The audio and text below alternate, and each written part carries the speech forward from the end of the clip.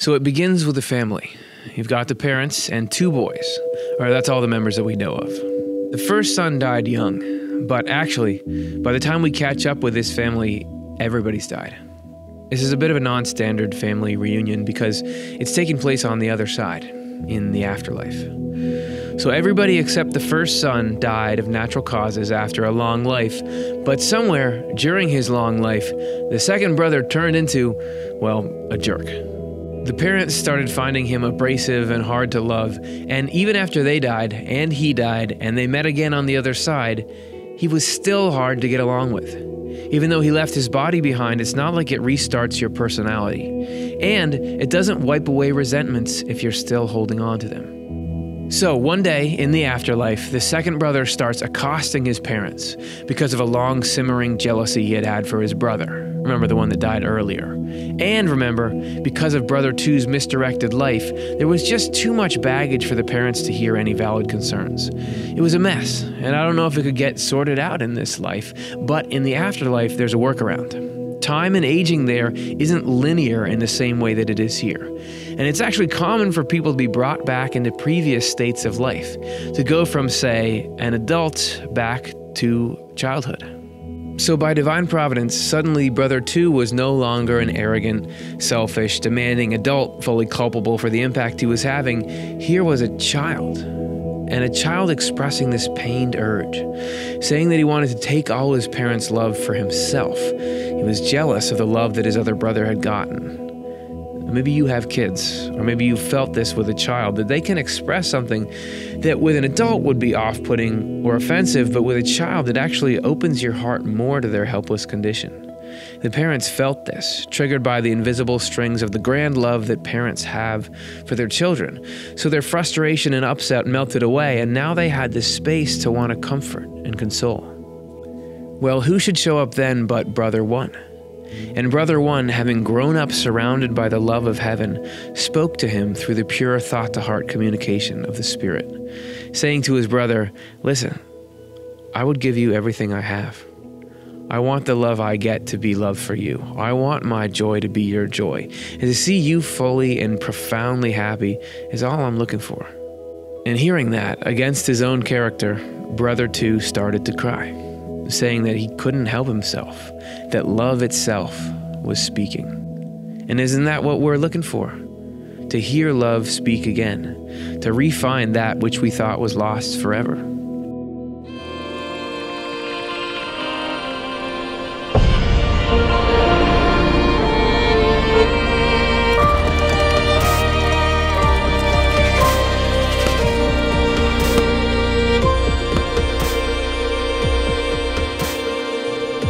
Hey everybody, welcome to Swedenborgian Life. Today we're going to be talking about reunions in the afterlife.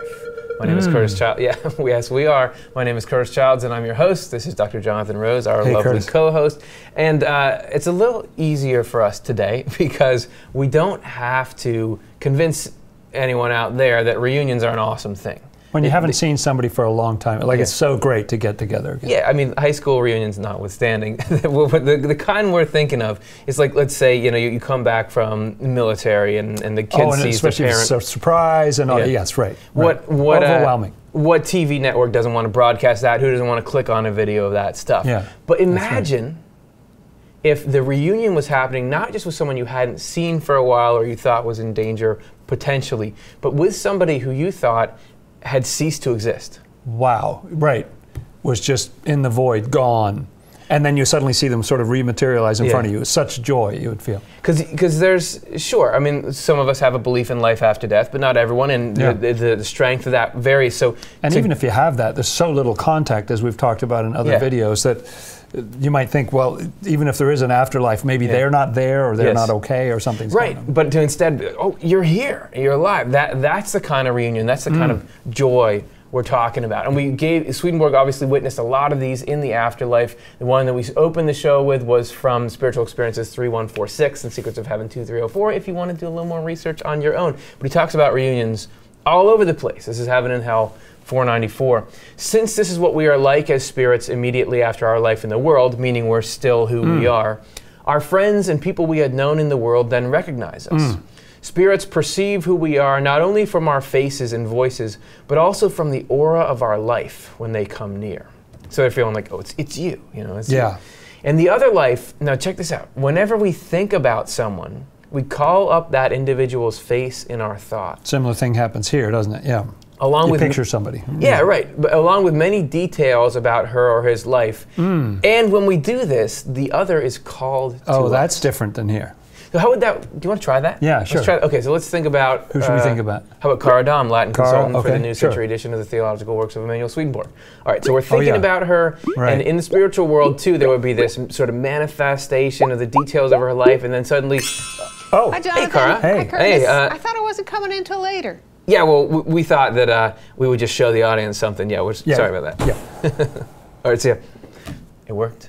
So that's the power of love in the spiritual world. Here, doesn't matter how much you love someone, it won't bring them to you. Unless there's some physical change that they go through to get to you or something. Yes, right. But there... And they won't necessarily know you're thinking about them. No, but in the spiritual world, love pulls you in literally like gravity. Things like this happen in the spiritual world because thoughts are shared there. So it's as if you get an email when someone else is thinking about you. Yeah, right, a notification. And because space is not what it is in the natural world. This is why as soon as we arrive in the other life, we are all recognized by our friends and relatives and by people we have known in one way or another. As soon as you arrive, boom, that's what awaits you in the other world. Further, we talk with each other and continue to see each other in keeping with our friendship in the world. I've heard many people who had just come from the world overjoyed to see their friends again, and their friends overjoyed that they had arrived. Yeah.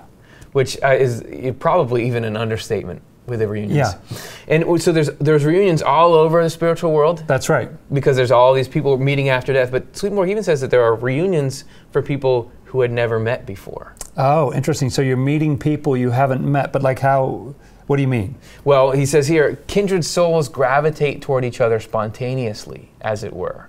For with each other they feel as though they are with their own family at home, while with others they feel like foreigners, as though they were abroad. And when they are with kindred souls, they enjoy the fullest freedom and find life totally delightful. So these are like new old friends or something like that. Yeah. You meet people who just, you connect immediately. In your community, you have such a similarity of heart and mind that it's like the familial ties that we have here, which that's got to be a cool reunion. That's very fun to think about it's those like, kind of reunions too. Yeah, like I can't believe you exist, how you are. So we want to get into these reunions and we're going to try to check off all the major boxes here. Okay. Our reunion checklist, we're going to have reunions of people with their ancestors, both immediate and distant, reunions of friends in the afterlife, of married couples, and we're even going to throw in some negative reunions there. I guess that's inevitable, but why do you think, are we going to talk about why that?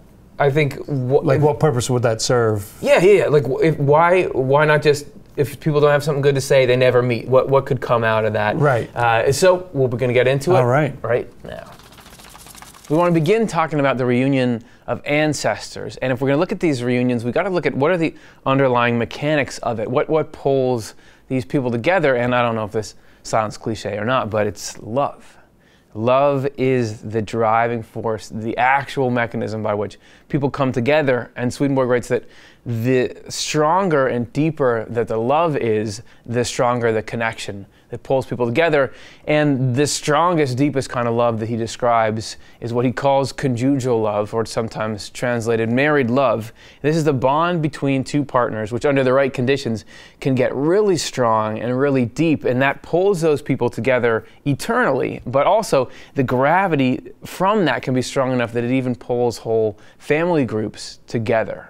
So Swedenborg learned most of the stuff that he knew about this bond of love actually from people who had lived long ago in this world and who had died and become angels in heaven. This is how he describes it. From these earliest people in heaven, I heard that marriage love by its very nature wants to belong wholly to the other and to do so mutually. When it does belong mutually and reciprocally to its spouse, it enjoys heavenly gladness.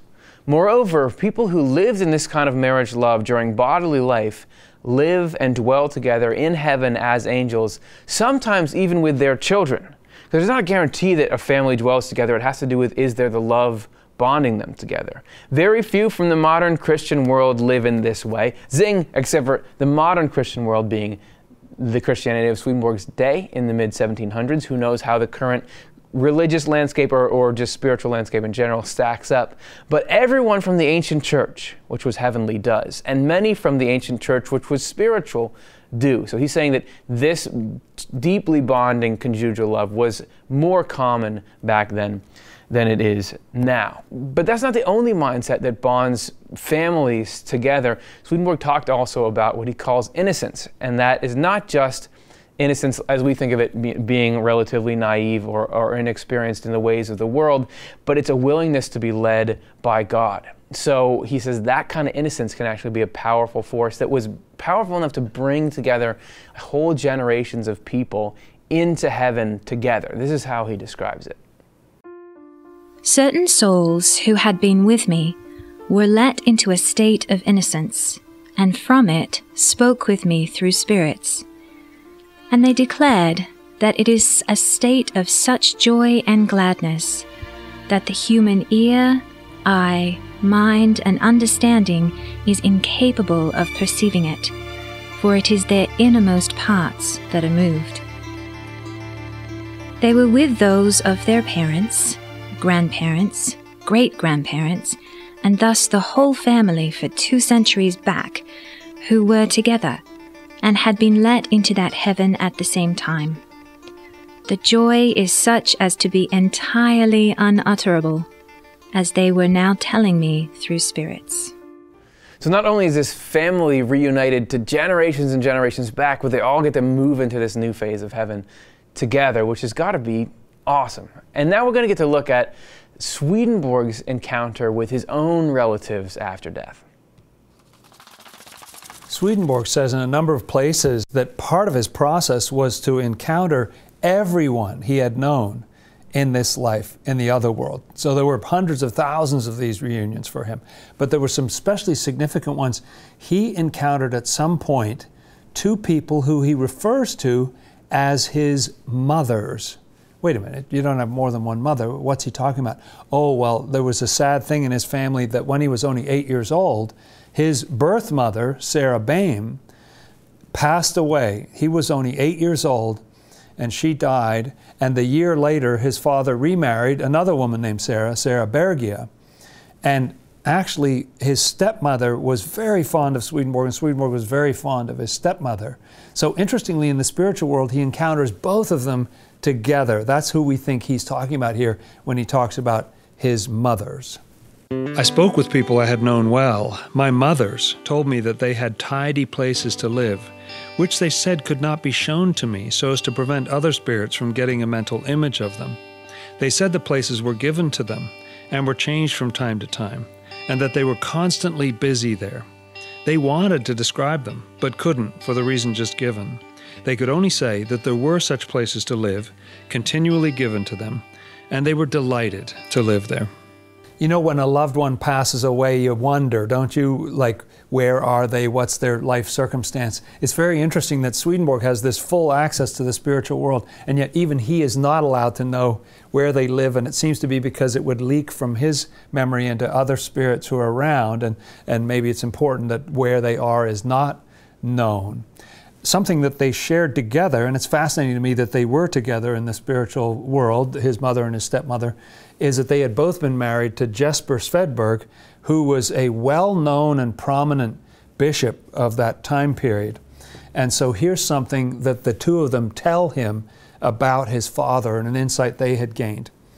Spiritual Experiences 4182. My mothers told me that during the life of the body, my father was very often away from home.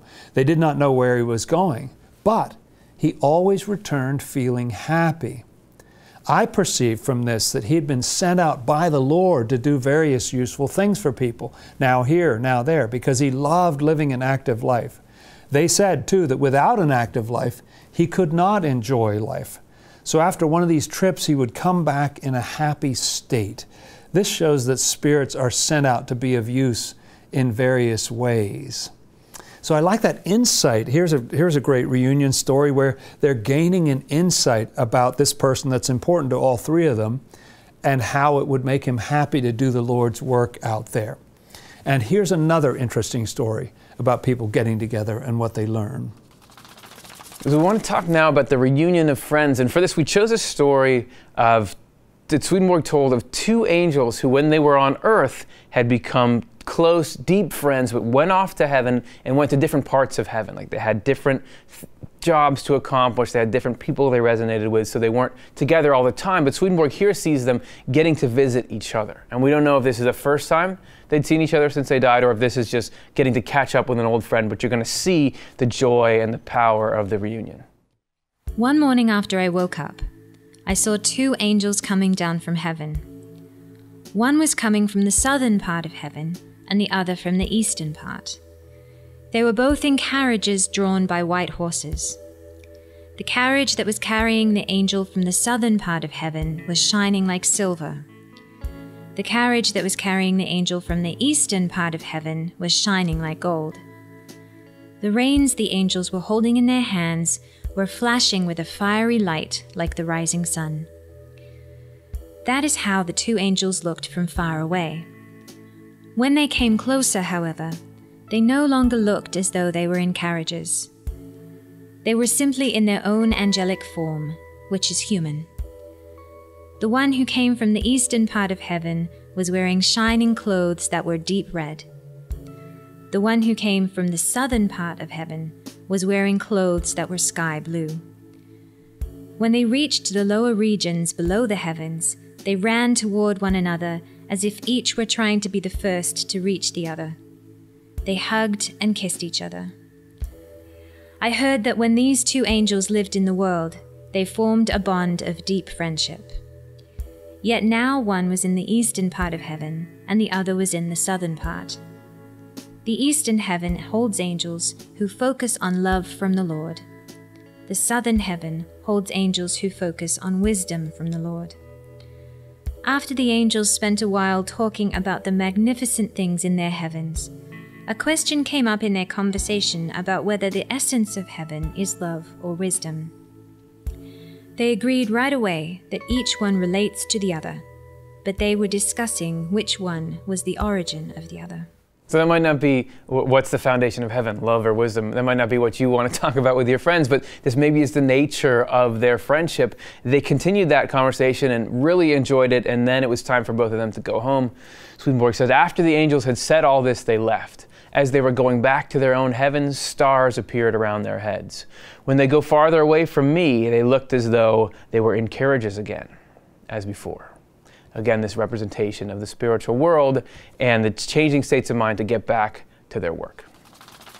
So now we're going to take a look at the reunion of married partners in the afterlife. And I feel like the question of whether or not married partners can get together again is a huge one, and it's one that people have been asking for millennia. Yeah, even though the Bible has a variety of statements related to marriage, which make for good debate material, it doesn't give us unequivocal answers about marriage in the afterlife. According to Swedenborg, it's not either we do or we don't.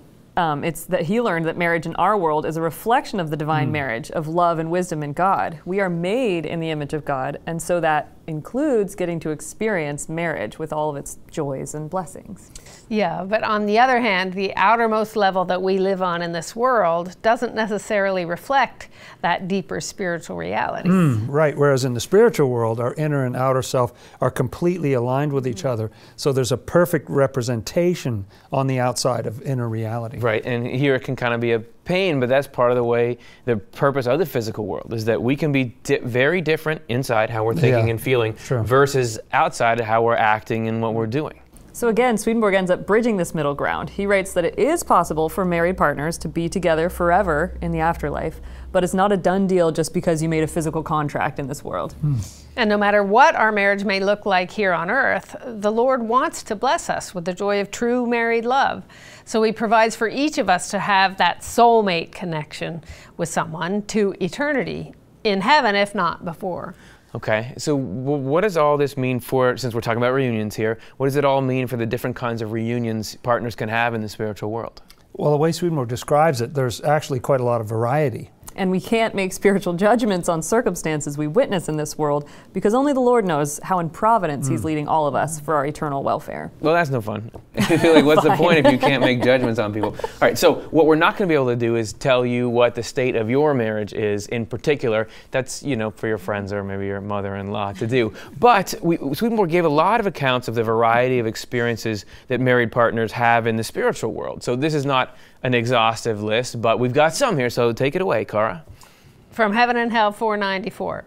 It often happens that married partners meet and welcome each other joyfully. They stay together as well, but for a longer or shorter time, depending on how happily they had lived together in the world. Ultimately, unless they had been united by real marriage love, which is a union of minds from heavenly love, they separate after having been together for a while. If the minds of the partners had disagreed, however, and if they had been inwardly repellent to each other, they break out into open hostility and sometimes actually fight with each other. Still, they're not separated until they enter the second state, which will be described shortly. What? Very shortly. Are you going to leave us hanging? Like, what's the second state? Well, if I can chime in, Swedenborg says that when we first enter the world of spirits, our life seems much the same as it was because we're kept in our outer selves for a while. Yeah, he writes that in Conjugal Love that progressively, as married partners put off outward appearances and enter into their inward qualities, they gradually perceive what sort of love and mutual feeling they had had for each other, and consequently, whether it is possible for them to live together or not. If it is possible for married partners to live together, they remain partners. But if it's not possible, they separate. The husband sometimes separating from the wife sometimes from the husband, and both of them sometimes from each other. A man is then given a suitable wife, and a woman likewise a suitable husband. But for married partners who have genuine married love, Swedenborg says even when one of them dies, the two are not actually separated by the death of one. For the spirit of the deceased continues to dwell with the spirit of the one not yet deceased until his or her death, at which time they come together again and are reunited, loving each other even more tenderly than before because they are in the spiritual world.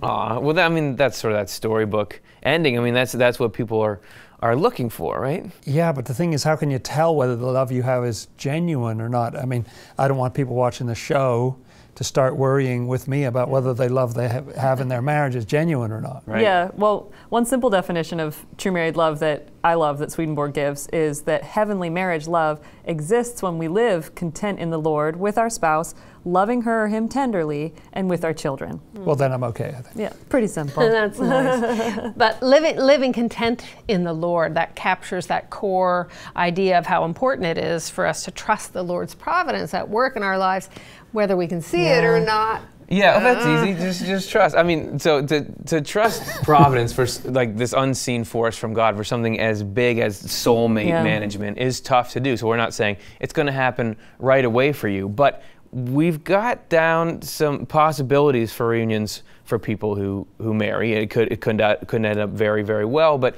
what if you never married?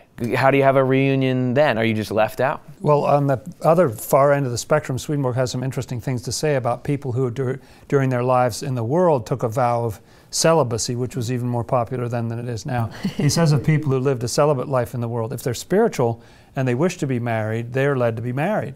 But if not, and instead had completely turned their minds away from marriage, they join communities of others who don't wish to be married.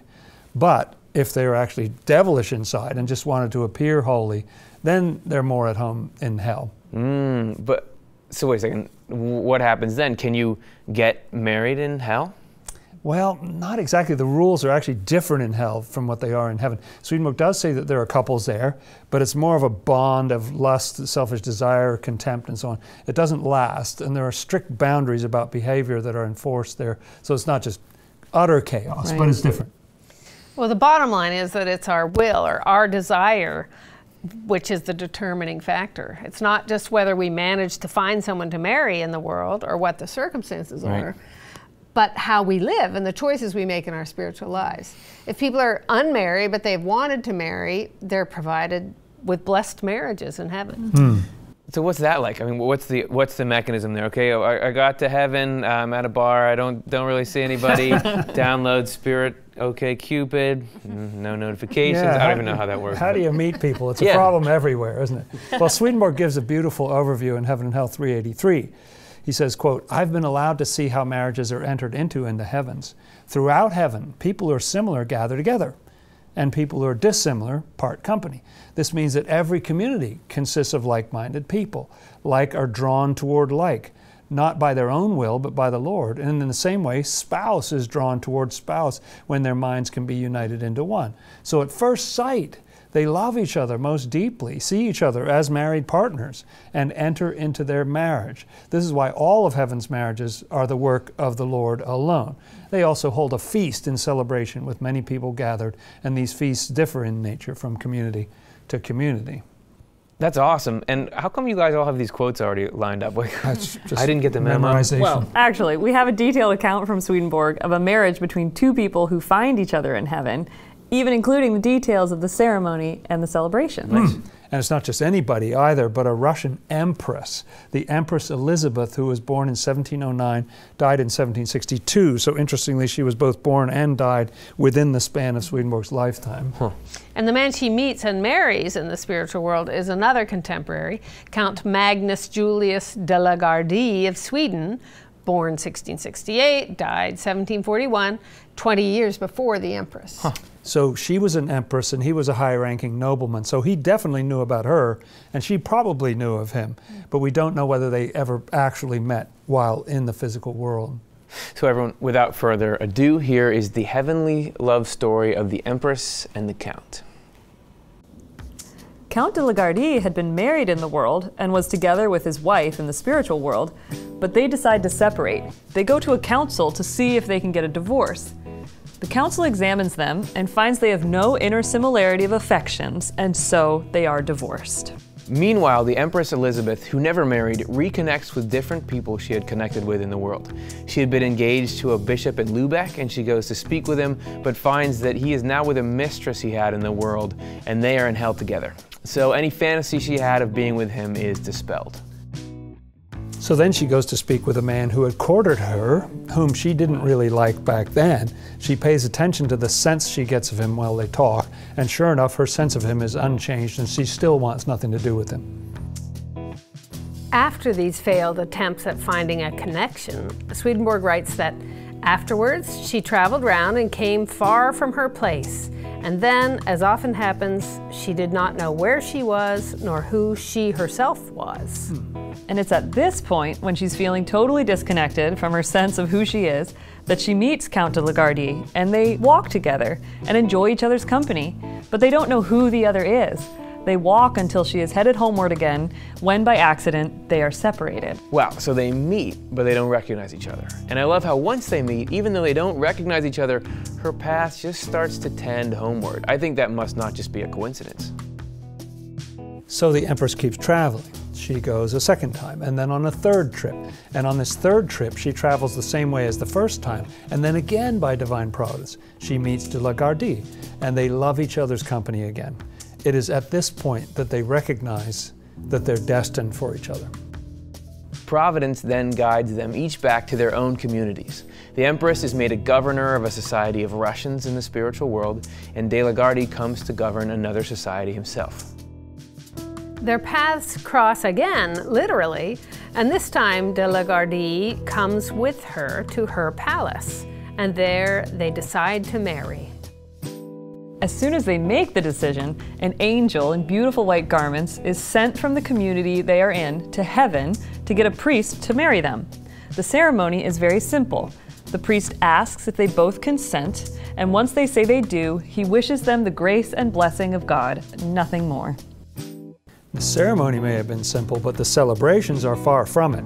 Swedenborg sees de la Gardie travel to the Empress behind 4 pairs of horses, and then they receive congratulations from one group after another. Yeah, first small children from heaven are brought to speak to them, and the Empress is so moved by them that she goes into another room and weeps from heavenly joy over what they had communicated to her. Then 8 older children come and congratulate them, and she kisses each one of them. After that, the next group to come is adults who had died as children and had grown up in heaven. And then after that, people from Russia come and congratulate them. And once all these groups have come through, then there are congratulations from different societies in heaven, one after the other, hundreds of them, each with their own sound and style. And all the while, there's music that embodies feelings that the children who are there are having. And if that wasn't enough, after this, they hold a feast with 30 guests. Then, once all the festivities are over, they share the night with each other, and afterwards, De la Garde's appearance changes, and even his clothes change. The two of them then travel to his community together. And once they get there, even his home has changed into a beautiful palace with many rooms. They explore it together, and it's beautiful. They find rooms that aren't anybody's yet, which they recognize as a sign that the society they now live in is going to grow. Then some other people come and make beautiful congratulatory representations for them, which I picture being like 3D movies. And after that, they travel back to her home palace. Once there, Swedenborg writes that their love grows so strong that she desires to be one with him even as to body, which takes place. Then they seem to be lifted up, as it were, from the mass of people. They are then one, two as to body, yet with one life. Afterward, they ride around her community in a carriage to present themselves to all the people there. Then after all this, they come into a state of innocence together and are seen around by many as if they're small children. Ah, well, isn't it nice when things work out? So we come here at the end to negative reunions. We said we would talk a little bit about those. So what are they? Because Swedenborg does report seeing them. What are they? Well, you know, when you have a negative relationship with somebody, if they're taking up space in your head, you feel resentment or you're angry and you think about them a lot, that's actually, in a weird way, a bond as well. Yeah. And that doesn't just get, you might wish it would, just sort of magically fall away if the other person dies or if you die, we won't have to deal with that. Unfortunately, you do need to deal with that because it's a bond of a kind. It will draw you together. Swedenborg says in Spiritual Experiences, and look at how serious he is about this, "This I know, that acquaintances, whether associates or friends or those they worship, find each other in the other life." Interesting that the worship, the adoration. Even the celebrity thing or whatever. Yeah, right. So let people beware of hatred, revenge, envy, lies, adoration, and the like. All different kinds of obsession, you might say. I don't know. Because this will lead to some kind of meeting. For these things in the other life sometimes miserably annoy them. Which sounds funny, but it's probably from what he describes, not. it's a real situation. People can drag each other down and so forth. It can be difficult. It's important to work that through. I'm sure that's why that happens, because you need to clear that stuff up from this life. But you can actually do that in this life. But how would you go about that? What would shift that? Yeah, well, I mean, we did a whole show on it. Rediscovering forgiveness. This is about kind of loosening those grudges that we have, and from all accounts of what I've heard from Swedenborg, it's much easier to do that in this life. It's much cleaner, and just do it in your spirit here. I was so struck in that show a couple of weeks ago where the father whose son had been killed, he was spending a lot of time obsessing about the attacker, and then realized that was taking up space in his head, and he could be thinking about his son instead. So I think he's already done that. You know, when he goes to the afterlife, he's more likely to see his son than he is the attacker. Yes, and I think all this is a lesson. I mean, all this, the reunion stuff is a lesson in the power of these positive connections that we have. That's right. And that's what we want to nurture and focus on throughout our life, right? The more you can turn toward that love and nurture those bonds and positive feeling, praying for people who have hurt you or whatever, because love is not just an abstraction. This is a major cornerstone of what Swedenborg says. Well, he in True Christianity says, love is the force that holds all things in connection. And that spiritually, this is very literal, that you are going to, whoever you have this love with, there's a connection there, and that's not going to be broken by the death of someone. It's not going to be broken by the death of both of you. It will pull you back together, and you're going to get these amazing reunions. And the love that's formed in this world will cause tremendous joy on the other side. So it's a story about hope. I mean, well, really, it's a promise. All right, scratch that. It's really just about things finding their appropriate level. If you think about it, the current physical paradigm seems to suggest that, a piece of rock will last for millions of years, but the love between people is just gone after a few decades because we die? That love, the thing that really has the most depth to it and beauty to it, isn't what lasts? Well, he certainly isn't the only one, but as Swedenborg vividly describes, that love is still out there. And the people are still out there. And we're going to see our family again, see our relatives again, our friends and our spouses. And we're going to have that same love, but it's really taken even to the next level of possibility. For me, there's this existential satisfaction in the idea that while physical things can last for a while, it's the stuff in the heart, closeness, companionship, that's the stuff that's forever. And when we see those people we thought we'd lost again, we're going to have a lot to talk about.